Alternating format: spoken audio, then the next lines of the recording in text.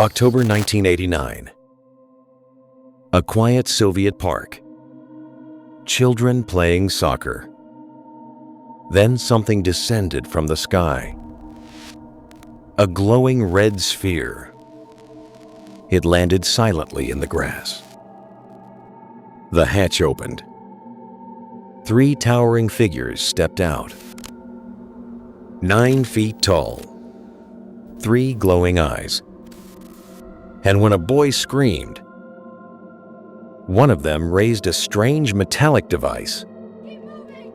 A flash of light. And the boy vanished. Days later, the Soviet Union would do something almost unimaginable during the Cold War. Its official state news agency would confirm the story. The world suddenly had a question. What landed in the city of Voronezh? The city of Voronezh sits roughly 500 kilometers south of Moscow. In 1989, it was an ordinary Soviet industrial city. Concrete apartment blocks, factory smoke on the horizon, wide public parks where children gathered after school. Nothing about Voronezh suggested it would become the center of one of the strangest UFO incidents ever reported. But the timing mattered. Under Mikhail Gorbachev, policies known as glasnost and perestroika were loosening censorship. For years, strange sightings had been buried. Newspapers did not print them. Scientists did not discuss them publicly. But now, they could be reported. And when something extraordinary happened, this time, it did not disappear. That evening, several school children were playing in a park on the outskirts of Voronezh. Suddenly, one of them looked up. Something enormous was descending from the sky. A massive glowing sphere. Deep red, hovering silently. It landed. No sound, no explosion, just silence. Then the sphere opened. 3 enormous figures stepped out. Nearly 9 feet tall, bulky, metallic, almost robotic. But the eyes, 3 glowing eyes, arranged in a triangle. A smaller object moved beside them. Mechanical, watching. Then a boy shouted. One of the beings turned, raised a device, a flash, and the boy disappeared. Moments later, he returned. Unharmed, terrified. The beings re-entered the craft, and the sphere lifted and vanished into the sky. Normally, a story like this would disappear.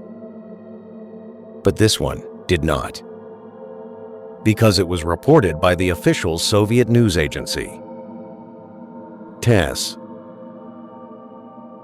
Think about what that means.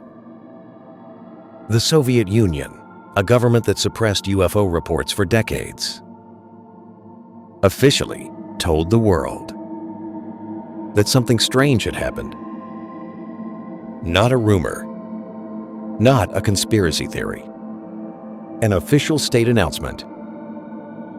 That had never happened before. And the world noticed. Investigators soon arrived in Voronezh. Researchers from the Soviet Academy of Sciences and Soviet geophysicists examined the site. They found depressions in the soil, unusual radiation readings, and faint circular patterns in the ground. Some suggested the soil itself had changed, but no definitive explanation was found. Skeptics pointed to psychology, shared memory, suggestion. Yet the details remained consistent. The sphere, the figures, the three eyes. Then the report stopped. Officials went silent, and the case faded. More than 30 years later, the mystery remains. Not because it was proven, but because it was acknowledged. A boy who vanished and returned.